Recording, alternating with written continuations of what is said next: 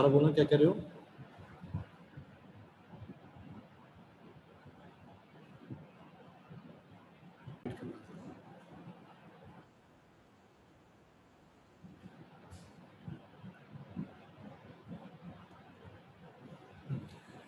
So now we are going to do functional and operational implementation.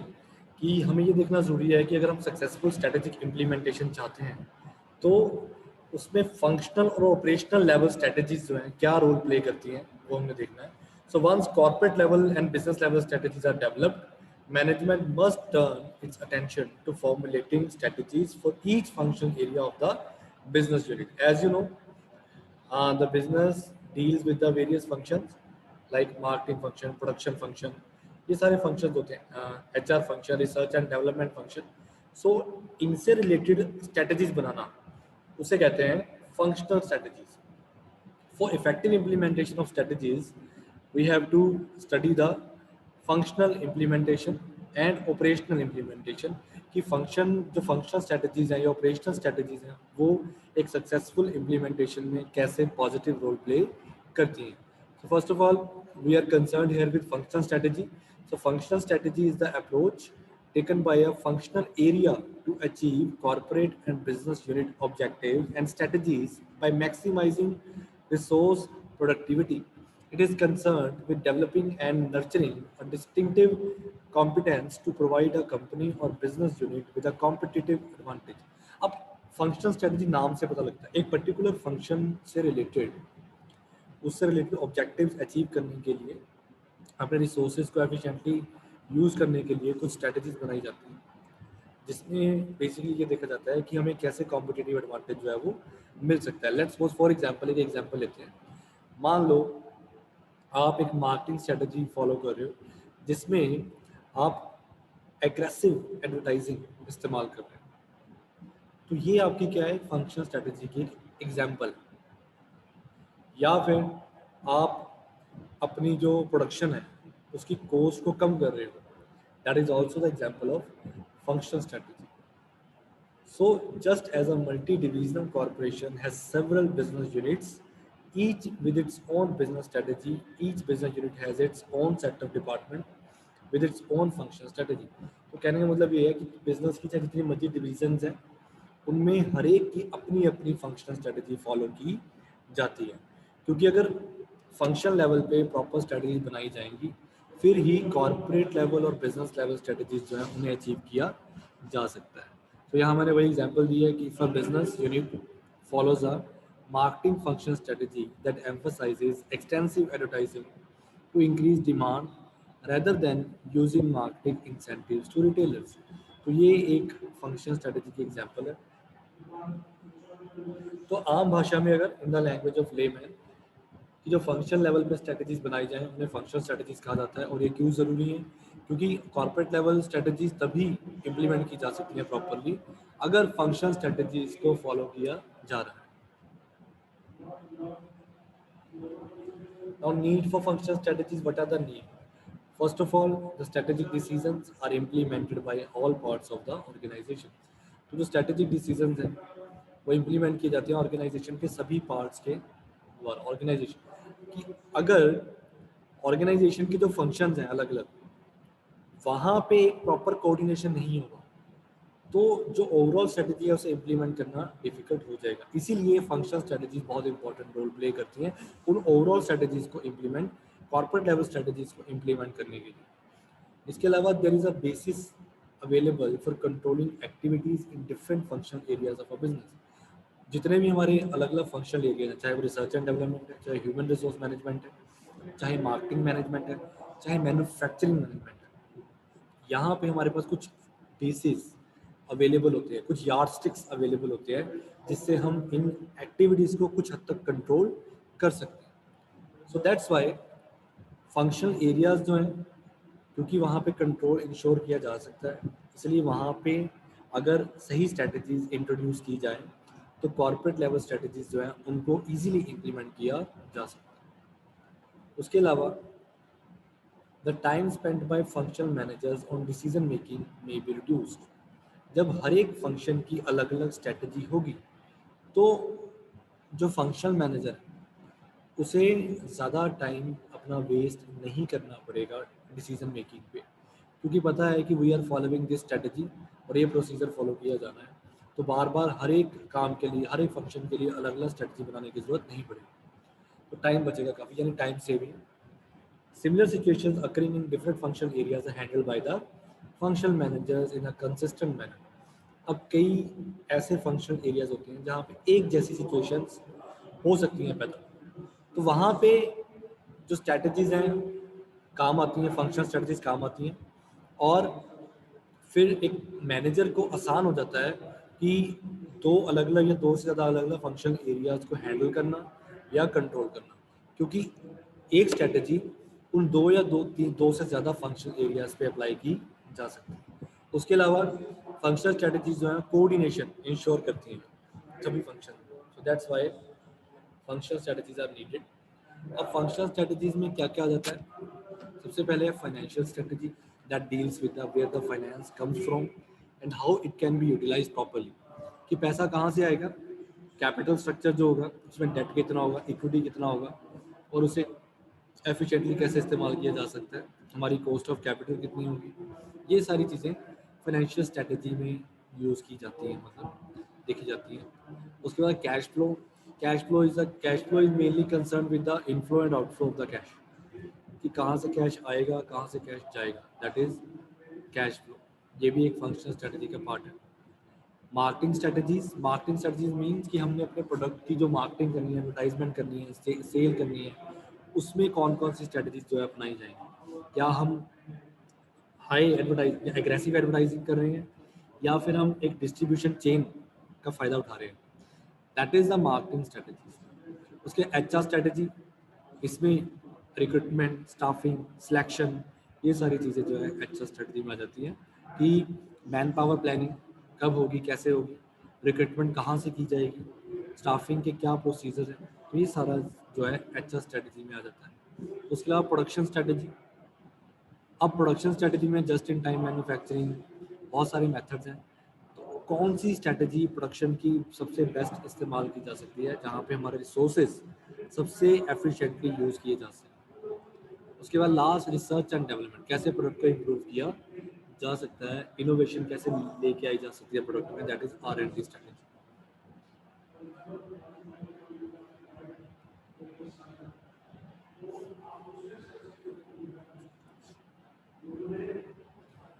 Next is operational plans and policies. Now operations are there. Mainly operations क्या होते हैं? Operation means कि जब हम raw material को finished goods में convert करते हैं, that is operation. Manufacturing में हमारा क्या है? Operation है। तो operation management is the core function of any organization. This function converts inputs into value-added outputs. Operation management covers all manufacturing processes in an organization and includes raw material sourcing, purchasing, production, distribution, and logistics. This function contributes to the organization's ability to add value to the goods and services. तो सबसे important है raw material को finish goods में convert करना, साथ साथ हम कौन सी मशीन इस्तेमाल कर रहे हैं, लोग कौन से इस्तेमाल कर रहे हैं, कौन सी सप्लाई चेन इस्तेमाल की जा रही है, ये सारी चीज़ें ऑपरेशनल प्लान्स में आ जाती हैं, जो ऑपरेशनल स्ट्रेटजीज में आ जाती हैं। ये भी ऑपरेशनल स्ट्रेटजीज जो है वो कॉर्पोरेट लेवल स्ट्रेटजीज को इम्प्लीमेंट करने में बहुत ज़्यादा हेल्प करती हैं। अगर ऑपरेशनल प्लान्स या ऑपरेशनल स्ट्रेटजीज सक्सेसफुली फॉलो की जा रही हैं, सक्सेसफुली इम्प्लीमेंट की जा रही हैं, तो जो ओवरऑल हमारी कॉर्पोरेट लेवल स्ट्रेटजीज हैं उन्हें इम्प्लीमेंट करने में कोई दिक्कत नहीं आती।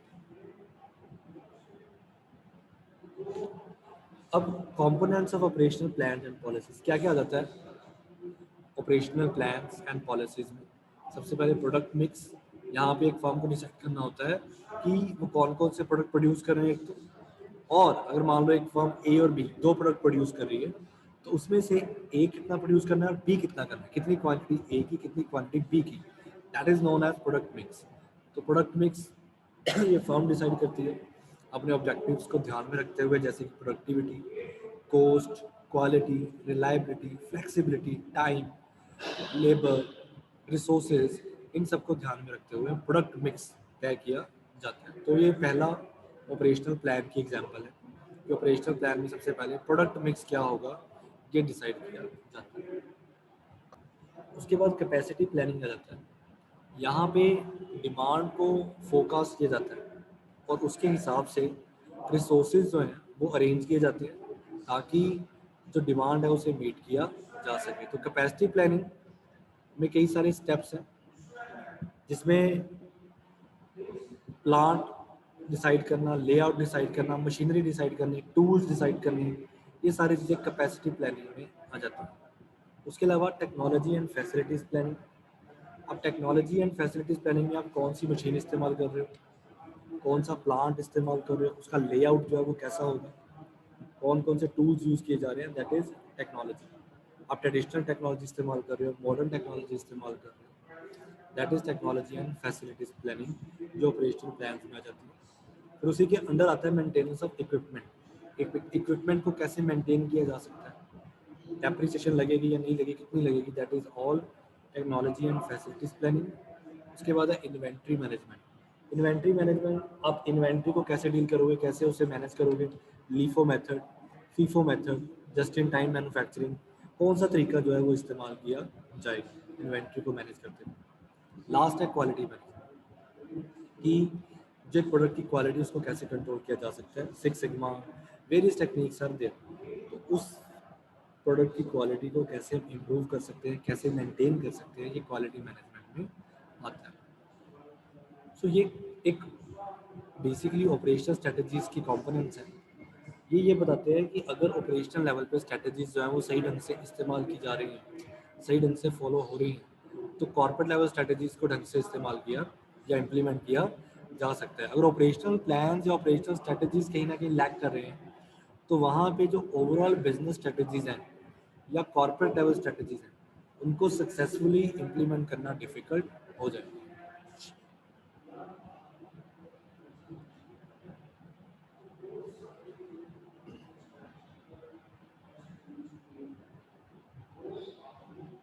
The next is personnel plans या एचआर प्लान्स एंड स्ट्रेटजीज। अब जो एचआर मैनेजमेंट है, it also plays an important role in better strategic management and better strategic implementation. अगर आप चाहते हो कि स्ट्रेटजिक मैनेजमेंट अच्छी तरह हो, इम्प्लीमेंटेशन स्ट्रेटजीज की, कॉर्पोरेट लेवल स्ट्रेटजीज की प्रॉपर हो, सक्सेसफुल हो, तो एचआर प्लान जो स्ट्रेटजीज का अवेलेबल होना बहुत ज़्यादा ज़रूरी है एक ऑर्गेनाइजेशन में। सो पर्सोनल पॉलिसी होती क्या है basically? Personnel policy are guides to action. So it is a set of proposals and actions that acts as a reference point for managers in their dealings with employees. तो HR plans क्या बताते हैं कि managers ने employees को कैसे deal करना है, उनको कौन कौन सी पॉलिसीज अपनानी है उनके साथ डील करने में, एंड कौन कौन सी चीज़ों को ध्यान में रखा जा सकता है जब हम HR पॉलिसीज फॉलो करेंगे या उनको इम्प्लीमेंट करेंगे। तो सबसे पहला है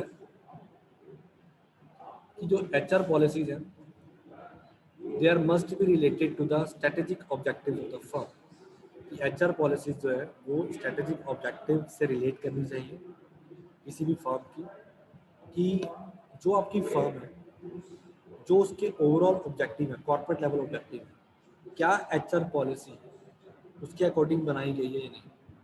आपके कॉर्पोरेट लेवल जो स्ट्रेटजी है वो कुछ और है और आपकी HR स्ट्रेटजी कुछ और कह रही है, तो आपस में कोऑर्डिनेशन नहीं हो पाएगा, यहाँ पे दिक्कत आएगी। तो दैट्स वाई HR पॉलिसीज जो है, पर्सनल पॉलिसीज ऐसी होनी चाहिए जो आपकी कॉर्पोरेट लेवल स्ट्रेटजीज को मैच करें।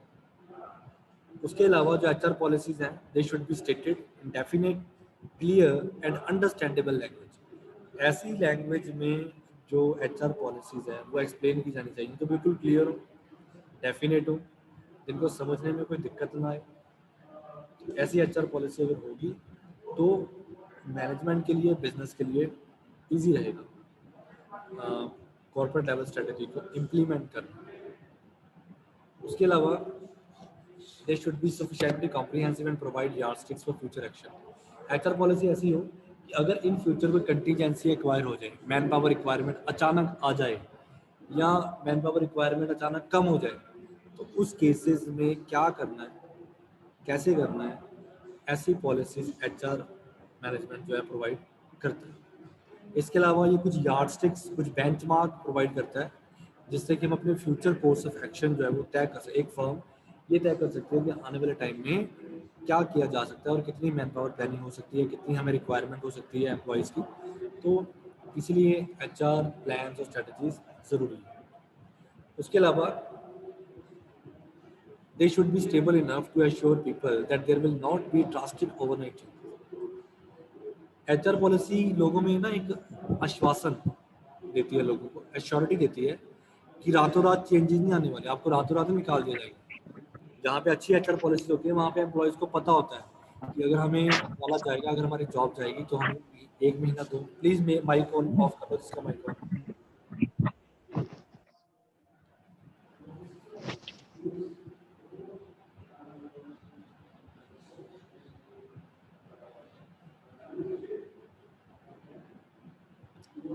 तो एचआर मैनेजमेंट की सबसे खास बात यह है कि जहाँ पे एचआर पॉलिसी सही ढंग से जिस फर्म में यूज़ की जा रही है, वहाँ पे एम्प्लॉयज़ को ये एक एश्योरेंस होती है कि उन्हें रातों रात उनकी जॉब से जवाब नहीं मिलेगा, उनको थोड़ा टाइम दिया जाएगा। सो a good HR policy should be stable enough to assure people that there will not be drastic overnight changes, रातों रात चेंजेस नहीं आने वाले। तो ये समझना होगा एक अच्छी एचआर पॉलिसी को, और ये एम्प्लॉयज़ फिर उनको एक एश्योरिटी हो जाती है जिससे वो मोटिवेट होकर काम करते हैं और इससे सक्सेसफुल स्ट्रेटेजिक इम्प्लीमेंटेशन में हेल्प मिलती है। उसके अलावा they should be built on the basis of facts and sound judgement. अब एचआर पॉलिसी ऐसी होनी चाहिए जो कुछ फैक्ट्स पे आधारित हो, साउंड जजमेंट पे बेस्ड हो। ये नहीं कि आप पॉलिसीज बना रहे हो एचआर से रिलेटेड, जहाँ पे आप ऐसी पॉलिसीज बना रहे हो जो कोई फैक्ट्स बेस्ड ही नहीं है और जहाँ पे जजमेंट जो है प्रॉपर नहीं की गई, तो ऐसी पॉलिसी ना हो। Faulty HR policy should not be there. अगर ऐसा होगा तो डीमोटिवेशन होगी, जिससे कि सक्सेसफुल स्ट्रेटेजिक इम्प्लीमेंटेशन में दिक्कत आएगी। उसके अलावा जो एचआर पॉलिसी है, it should ensure that on the basis of sex, on the basis of creed, gender, gender, sex, same, gender, caste, there should be no discrimination. HR policy जो है वो फेयर होनी चाहिए, सभी के लिए इक्विटेबल होनी चाहिए। ये नहीं कि वो डिस्क्रिमिनेशन को बढ़ावा दे, किसी को फेवरिज्म करे, ऐसी एचआर पॉलिसी नहीं होनी चाहिए। तो HR policy should be fair and equitable, and it should be reasonable and capable of being accomplished. और इसके अलावा जो एचआर पॉलिसीज है उसको टाइम टू टाइम रिव्यू करते रहना चाहिए, ताकि जो इंडस्ट्री में लगातार चेंजेस आ रहे हैं उन चेंजेस को मीट किया जा सके। तो इस तरह की अगर एचआर प्लान या स्ट्रेटजीज होंगी तो इससे जो स्ट्रेटजिक इम्प्लीमेंटेशन है उसको काफ़ी हेल्प मिलेगी, काफ़ी इजी रहेगा।